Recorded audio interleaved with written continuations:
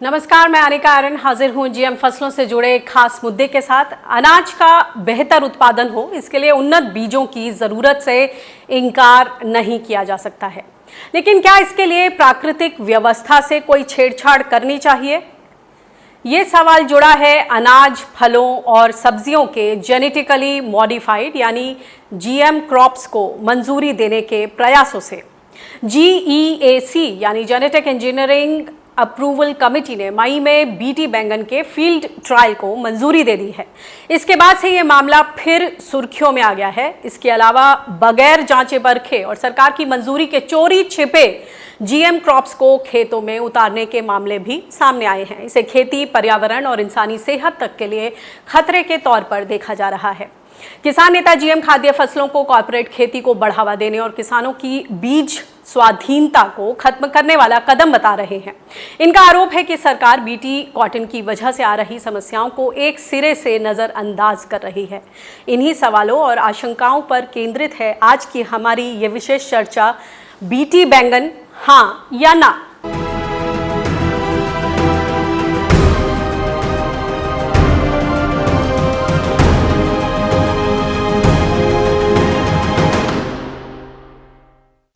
तो इस खास विशेष चर्चा में हमारे साथ खास पैनल, खास मेहमान मौजूद हैं। हमारे साथ हैं डॉक्टर सुमन सहाय, जो कि जेनेसिस्ट हैं और वो जीन कैंपेन की चेयरपर्सन हैं। हमारे साथ हैं इंद्र चंद्रशेखर, और ये policy and outreach national seed association of India के डायरेक्टर हैं। डॉक्टर नागेंद्र कुमार सिंह हमारे साथ जुड़ेंगे, वैज्ञानिक हैं भारतीय कृषि अनुसंधान संस्थान पूसा से। और हमारे साथ हैं राजू शेट्टी जी, जो कि स्वाभिमानी क्षेत्रकारी संगठन के अध्यक्ष हैं। आप सभी का बहुत बहुत स्वागत है इस खास चर्चा में। तो मामला, ये जो पेग है, न्यूज़ पेग है, मामला कहाँ से सुर्खियों में आया कि हाल ही में 19 मई 2020 में जीएसी ने बीटी ब्रिंजल की 2 वैरायटी को अप्रूवल दिया फील्ड ट्रायल के लिए।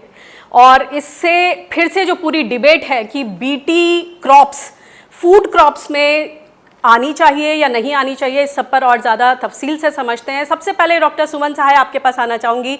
फील्ड ट्रायल्स के लिए अनुमति दी है ब्रिंजल की 2 वैरायटीज़ के लिए, इसको आप किस तरह से देखती हैं? क्योंकि जो कुछ लोग इसका साथ देते हैं कि जीएम क्रॉप्स आनी ज़रूरी हैं क्योंकि टेक्नोलॉजी की बात है और उत्पादकता की बात है, तो हमारा देश इसमें पीछे क्यों रहे।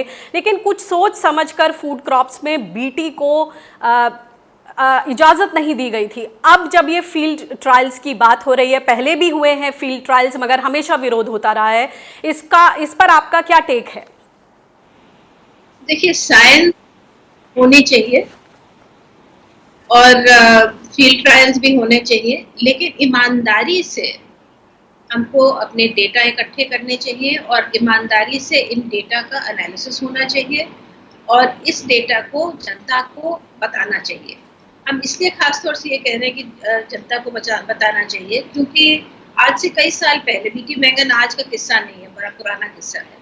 आज से कई साल पहले जब बीटी बैंगन के ऊपर ट्रायल्स हो रहे थे और डेटा हो रहा था, तो उसमें सोशियो इकोनॉमिक इम्पैक्ट वगैरह पे भी डेटा इकट्ठा करना होता है। ट्रायल के मतलब सिर्फ ये नहीं कि उसका परफॉर्मेंस कैसा है।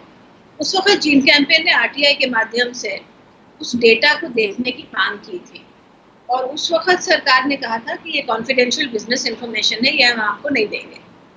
तो जब इस तरह की बात, जो चीज़ जिसका कि असर पब्लिक हेल्थ पे पड़ सकता है, उसको कॉन्फिडेंशियल आप कैसे कह सकते हैं? तो इस तरह की चीज़ें अगर होंगी तो डेटा के ऊपर प्रश्न चिन्ह उठेंगे, नियत के ऊपर प्रश्न चिन्ह उठेंगे और ये नहीं होना चाहिए। ये साइंस का मसला होना चाहिए। डेटा अगर अच्छे हैं, आप आगे बढ़िए। डेटा अगर अच्छे नहीं है, आप रोकिए, दोबारा साइंस करिए, लेकिन दौड़ मत लगाइए इसको खेतों में उतारने के लिए। आज की सबसे बड़ी समस्या ये है कि डेटा पर्याप्त हो या ना हो, दौड़ लग जाती है कि इसको कमर्शियलाइज करना है। इसमें से परसों की तारीख में फौरन से फौरन पैसे कमाने की एक होड़ लग जाती है। इससे साइंस को खतरा है और इससे कृषि को खतरा है, इससे किसान को खतरा है। ये नहीं होना चाहिए। जी, हमारे साथ राजू शेट्टी जी हैं, उनका व्यू पॉइंट लेते हैं क्षेत्रकारी संगठन से। राजू जी, हमने देखा महाराष्ट्र में अकोला में खासतौर से कुछ किसान संगठन हैं जो कि बीज सत्याग्रह करने पर आमादा है। उनको लगता है कि हमें इजाजत मिलनी चाहिए, जो बीटी बैंगन की बात है या अगर बीटी कॉटन की, तो उनको लगता है कि हमारे साथ ये हमारे से अधिकार लिया जा रहा है, क्योंकि प्रोडक्टिविटी बढ़ेगी, हाई यील्ड रहेगा, तो उनके लिए, किसानों के लिए ये अच्छा रहेगा। बीज सत्याग्रह के ऊपर आप क्या कहना चाहेंगे? वो सही का काम कर रहे हैं, क्योंकि अगर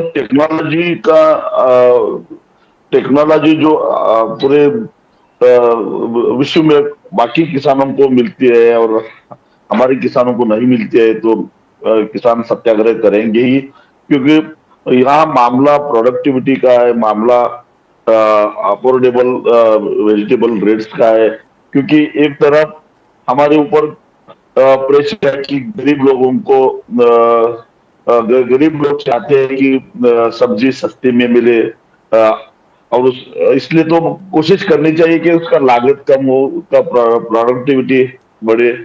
और दूसरी बात यह है कि जो लोग आज इसका ऑब्जेक्शन ले रहे हैं, मैं खुद एक के ऊपर खर्च करता हूँ,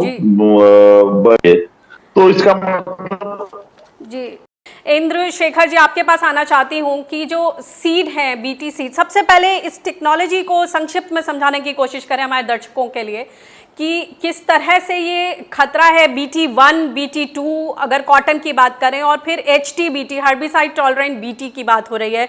हालांकि इसको अभी कमर्शियल खेती के तौर पर अनुमति नहीं मिली है, लेकिन एक जो ट्रेजेक्ट्री है किस तरह से चलता है। किसानों का कहना है कि BT1 पहले आया, वो फेल हो गया, फिर BT2 आया, अब HT BT, तो ये अंतहीन है।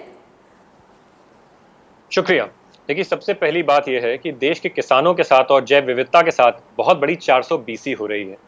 जहां तक बात है सीड कंपनीज की, हमारी जो इंडियन सीड कंपनीज हैं वो सबसे ज़्यादा क्षतिग्रस्त हैं इससे। आपने कहा बीटी की हिस्ट्री बताइए। बीटी कॉटन या बीटी का रेंज का कोई भी जो क्रॉप है वो ऐसे शुरू होता है कि सबसे पहले इन्होंने बीटी के अंदर एक टॉक्सिन प्रोड्यूसिंग जीन इंजीनियर किया, फिर जब वो फेल हो गया तो उसके बाद दूसरा टॉक्सिन इंजीनियरिंग जीन इन्होंने उसके अंदर इंजीनियर किया। उसके बाद जब वो भी फेल हो गया तो अब ये कह रहे हैं कि हमारा जो पेटेंटेड हर्बिसाइड है, जिसको राउंड अप कहते हैं, राउंड अप या ग्लाइफोसेट कहते हैं, उसके साथ हम इंजीनियरिंग करके देंगे। आपके को पैनलिस्ट जो भाई साहब बैठे हैं वो बिल्कुल गलत कह रहे हैं। इनमें एक ट्रेट नहीं है जो उत्पादकता बढ़ाता है। तो ये जरा अपनी साइंस ठीक कर लें जाके, और साथ साथ ये भी पता कर लें कि जिन कंपनी का ये पेटेंटेड प्रोडक्ट है, जो बायर मोंसैंटो है, क्या वो ये दावा कर सकते हैं कि ये जीएमओ के चक्कर में उत्पादकता बढ़ेगी? तो प्लीज भाई साहब गुमराह मत करिए लोगों को और किसानों को। जहां तक बात है, ये पूरा का पूरा जो धंधा है मांडवाली की जा रही है इंडियन सीड कंपनीज को खत्म करने के लिए और इंडिया में फिर से एक मोंसैंटो लाने के लिए। आप बात करें प्रोडक्टिविटी की, आप महाराष्ट्र से हैं भाई साहब, ये बताइए मुझे कि जब बीटी कॉटन इस देश में आया तो कॉटन के सीड का दाम कितना % बढ़ा? मैं आपको बताता हूँ, 71,000% बढ़ा। 71,000%। आज जो है नरमा और जो कॉटन का किसान है, 84% सुसाइड्स हैं कॉटन बेल्ट में। कहां से बढ़ी प्रोडक्टिविटी? कहां बढ़ा कुछ और? आप बताइए कि हमारे जो कॉटन बेल्ट हैं सबसे ज्यादा सुसाइड वहां पर हो रहे हैं। तो ये तो बिल्कुल भ्रम है और ये जनता को गुमराह किया जा रहा है कि बीटी क्रॉप से प्रोडक्टिविटी बढ़ती है। ऐसी कोई टेक्नोलॉजी नहीं है, ये सब बोगस साइंस है, ये प्रोपेगेंडा है। और जहां तक बात है एचटी कॉटन की हम बात करें, आज देश में लीगल बिजनेस से 300 करोड़ रुपए चुराए जा रहे हैं। 300 करोड़, लगभग 50 लाख पैकेट हैं जो इलीगल एचटी के देश महाराष्ट्र, आंध्र प्रदेश और तेलंगाना में फैलाए जा रहे हैं। इसमें कुछ मोटिवेटेड प्लेयर्स हैं जो भारत सरकार की खुद की एक कमेटी थी फिसेक करके, जिसने कहा कपल ऑफ कंपनीज, मतलब 2 कंपनियां केवल इसका पूरा प्रोडक्शन और इसका बढ़ा रही हैं इसको। और इसमें फायदा किसका है? फायदा उसी व्यक्ति का है जिसका ये ट्रेट है और जिसका ग्लाइफोसेट बिकेगा। जीएसी ने बड़े साफ साफ तरीके से कह दिया था कि अगर ये ट्रेट एस्केप करता है एनवायरमेंट में तो जो आदमी फील्ड ट्रायल कर रहा है उसको ये उसकी लायबिलिटी है। जहां तक बात है बीटी ब्रिंजल की, अभी भी इन्होंने ये प्रयास किया है कि बांग्लादेश के द्वारा ये सीड्स यहाँ पहुंच सकें। कई बार ऐसे संगठन आके कहते हैं कि हम बीटी ब्रिंजल लगाएंगे। अरे भाई साहब, देश की कोई स्वतंत्रता है, कोई हमारा जो संविधान है उसकी कोई वक़्त है कि नहीं? आप टेक्नोलॉजी की बात कर रहे हैं, मुझे बताइए कौन सी टेक्नोलॉजी है, कौन सा पेटेंट है, कौन सा ट्रेट है? आज तक को मुझे एक ये बता नहीं पाए। ये लोग जो प्रोपेगेंडा में आके बोलते हैं टीवी चैनलों के सामने और न्यूज में बड़ी बड़ी स्टेटमेंट देते हैं, जरा साइंस तो समझाइए।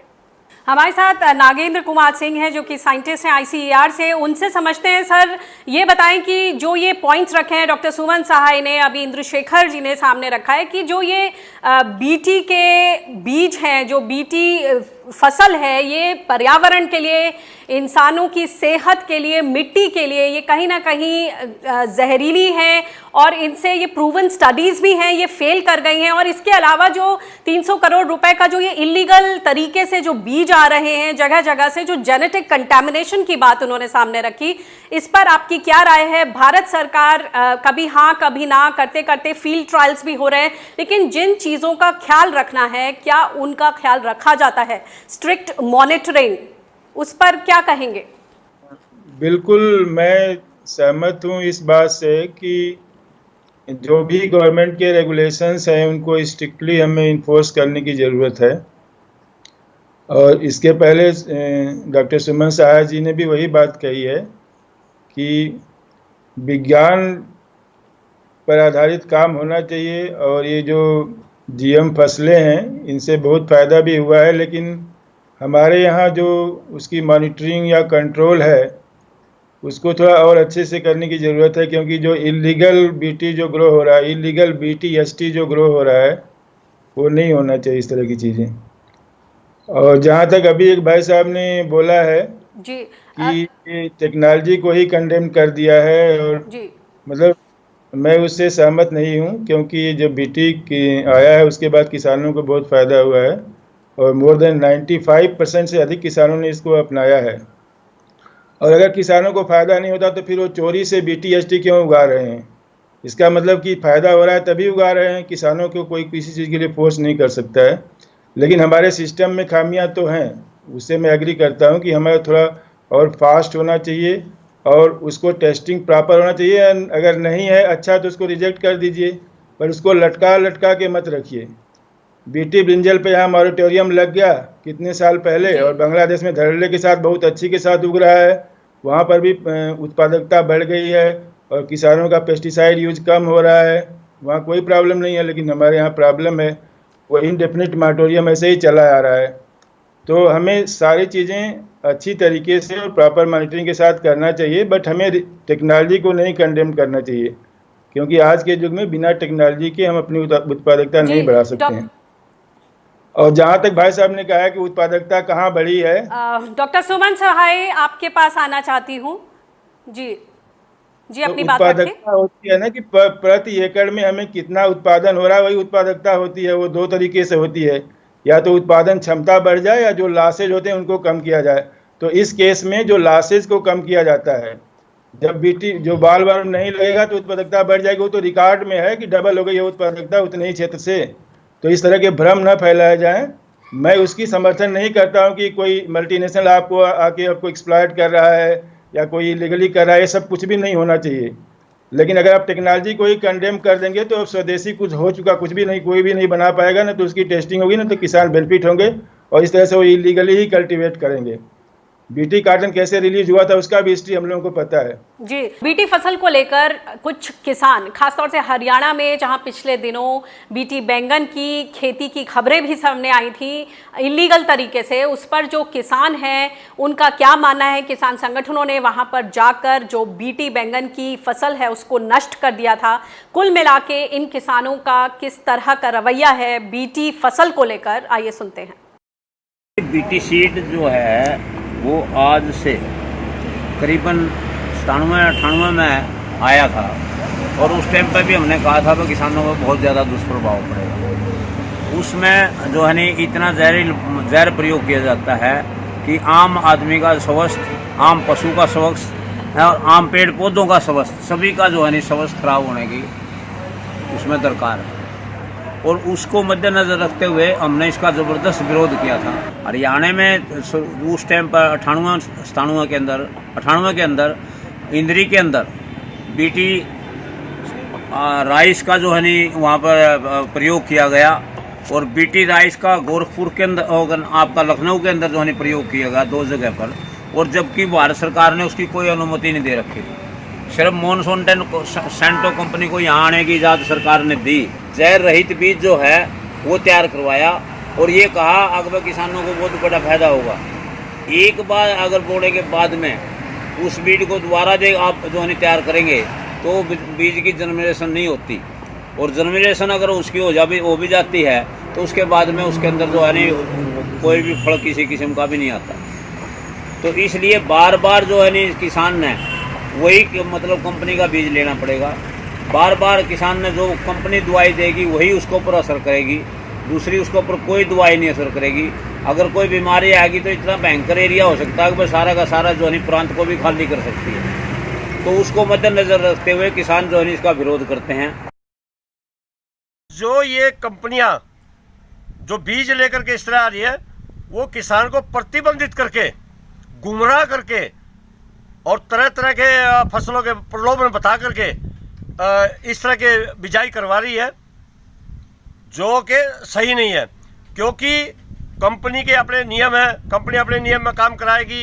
एक तरह से किसान ने कंपनी का गुलाम बन करके इस फसल को बीटी करना पड़ेगा। तो मैं आपके माध्यम से माननीय प्रधानमंत्री जी से, हरियाणा के मुख्यमंत्री से ये विशेष अनुरोध करूँगा कि ऐसे बीजों को भारत में आना दीजिए, इनको पूर्ण रूप से प्रतिबंधित कर दिया जाए। डॉक्टर सुमन सहाय, आपसे समझना चाहेंगे, जैसे कि डॉक्टर नागेंद्र ने बोला कि एक बैलेंस बिठाने की, संतुलन बिठाने की जरूरत है, और ये जो फसलें हैं इन्होंने कहीं ना कहीं किसानों को फायदा पहुंचाया है, इसलिए उनकी प्रोडक्टिविटी इतनी ज्यादा बढ़ गई है। आपकी क्या राय? क्योंकि जो किसान हैं, हमने कई सालों से सुनते आ रहे हैं कि जिन जिन बेल्ट्स में बीटी कॉटन उगाई गई, वहाँ जो किसान हैं, कई आत्महत्या के केसेस सामने आए और काफ़ी परेशान हैं। जो बीजों के दाम हैं वो भी बहुत ज़्यादा होते हैं। कुल मिला के कहीं कभी हाँ कभी ना की स्थिति, इस पर स्थिति साफ करें। देखिए, बीटी कॉटन की का जो परफॉर्मेंस है हिंदुस्तान में, उसका तो एनालिसिस डॉक्टर क्रांति ने ही किया है, जो कि कॉटन रिसर्च इंस्टीट्यूट के हेड है, और जिन्होंने कि सारे बीटी कॉटन के खेल को अपने सामने ही देखा है। बीटी कॉटन अगर इतना चमत्कार वाला था तो फिर ये बोलगार्ड 1 से बोलगार्ड 3 तक आने की क्या जरूरत थी?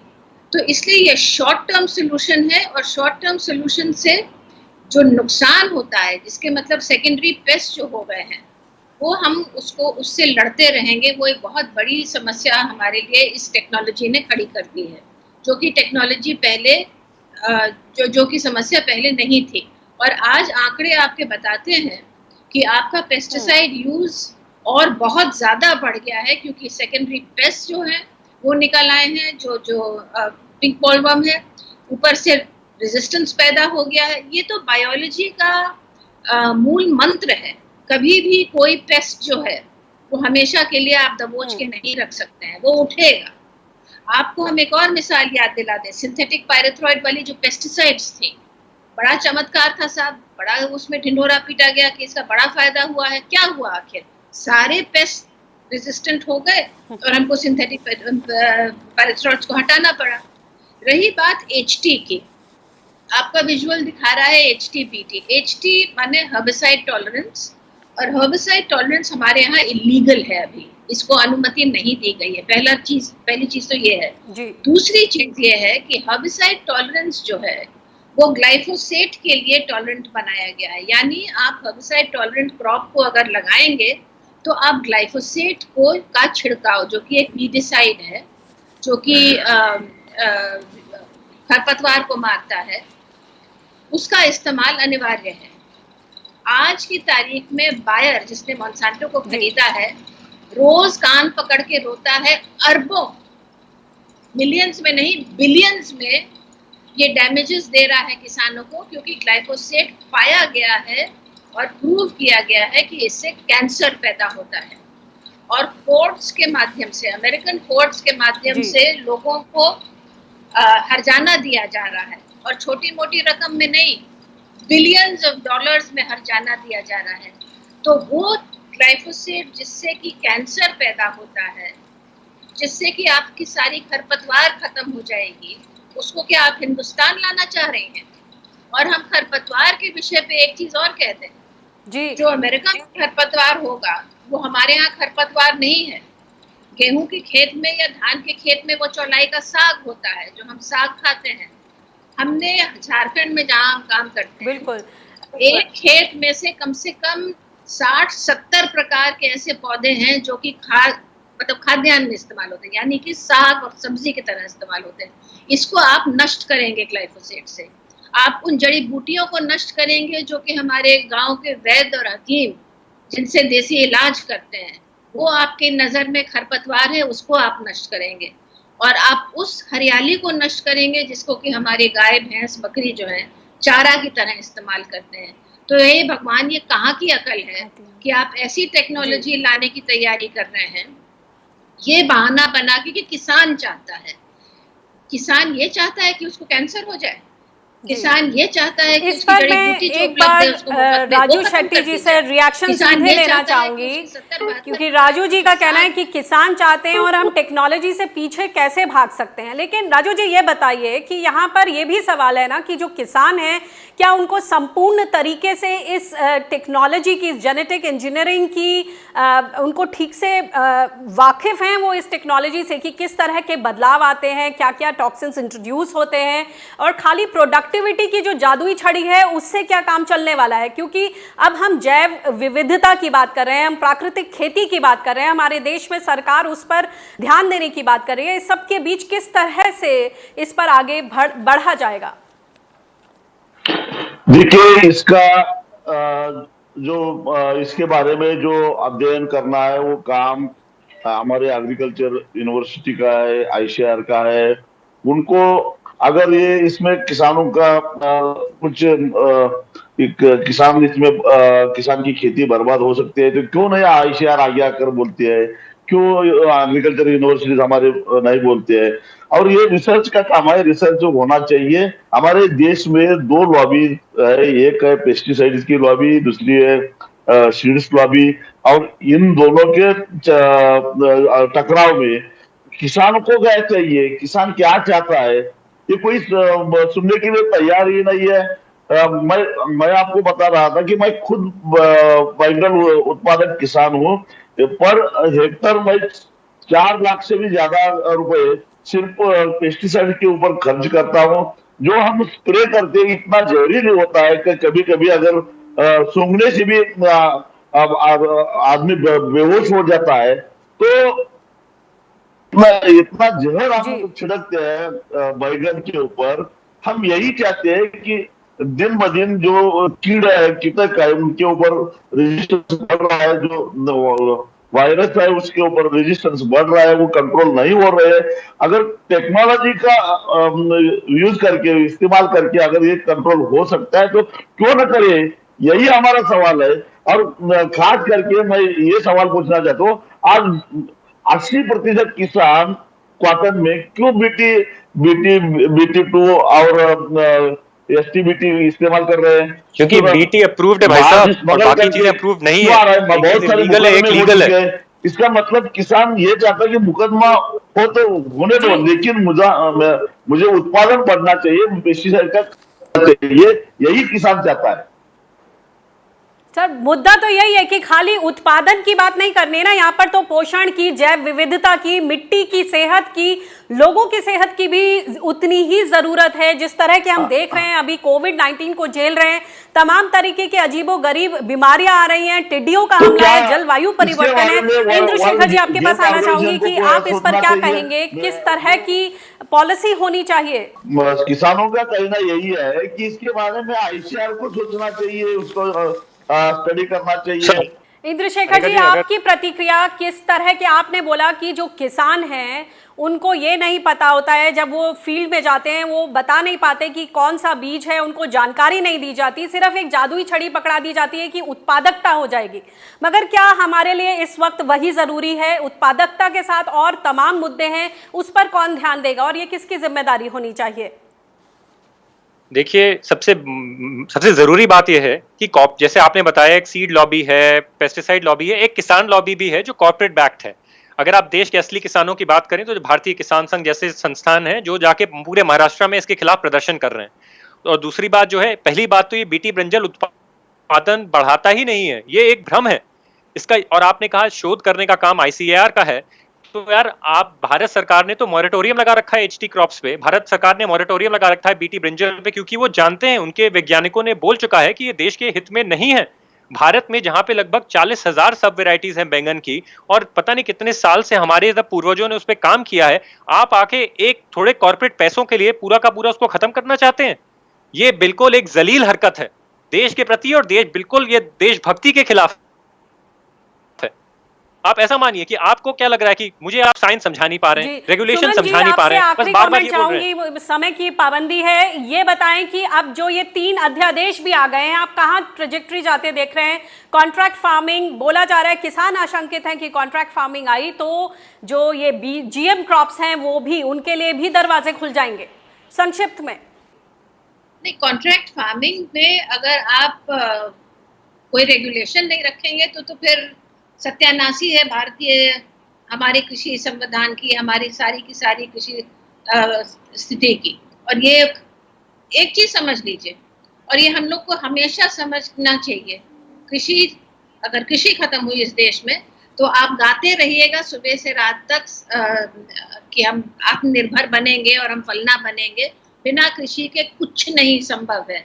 70 से 75% जनता हमारी आज भी कृषि पे निर्भर है, और जिन लोगों को बड़े सपने दिख रहे हैं कि कृषि से ही जने कितने कमा लेंगे, कमाएगी कंपनी, किसान कमाए न। आज उन कपास के किसानों से पूछिए जिनकी कपास की खेती बर्बाद हो चुकी है और जो अब हट के कपास से और चीजें उगा रहे हैं, उनसे पूछिए कितना मुनाफा कमाया है। मोनसांटो ने तो कमाया है, लेकिन उन किसानों ने कितना कमाया है? दूसरी बात यह है, आजकल चीन हावी है हमारे ऊपर ना, डर के मारे हम लोग, सबकी हालत खराब है चीन को देख के। आप चीन का विकास का रास्ता देखिए, कहां से शुरू हुआ था? कृषि से शुरू हुआ था। यही चीन जो आज 25 साल पहले हमसे पीछे था, आज हमसे सैकड़ों कदम आगे है। और उसने ये बढ़ोतरी कैसे अपनी बनाई थी? कृषि के ऊपर, किसानों को बढ़ावा देके, किसानों को बल देके, अपनी नीतियां बदल के, ऐसी नीतियां बदली कि किसान को मुनाफा हो, न कि कंपनी को। और उन्होंने मोंसांटो जैसे कंपनियों को मार मार के बहुत शुक्रिया आप सभी मेहमानों का इसमें ज्वाइन करने के लिए। ये बहुत मुद्दा जो है काफी बड़ा है, इस पर तफसील से हम समय समय पर शोज करते रहेंगे। फिलहाल के लिए आप मुझे इजाजत दें, और सभी मेहमानों का बहुत बहुत शुक्रिया। और देश दुनिया की ताज़ा तरीन खबरों के लिए आप बने रहिए स्वराज एक्सप्रेस के साथ। मुझे दीजिए इजाजत, नमस्कार।